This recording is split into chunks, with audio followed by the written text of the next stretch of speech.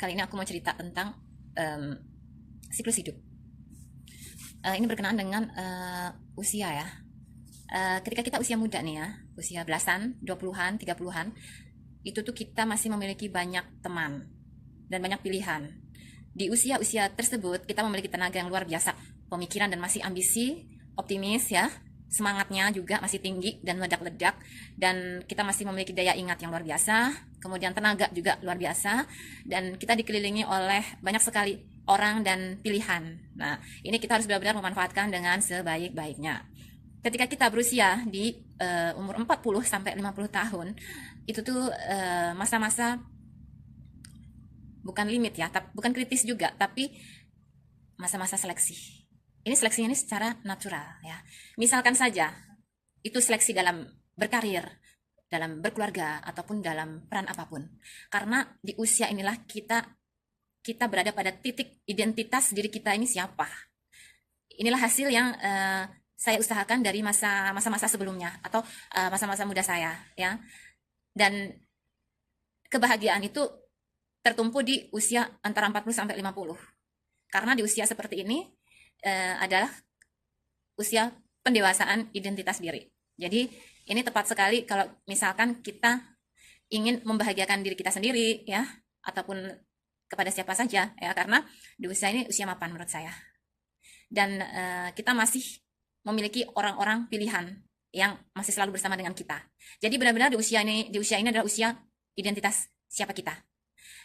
Dan apa yang kita hasilkan selama ini ya, perjuangan kita.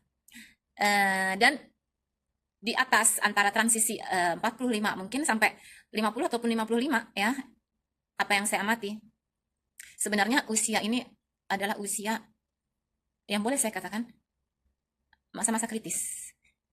Bukan kritis negatif ya, tapi krisis usia ya.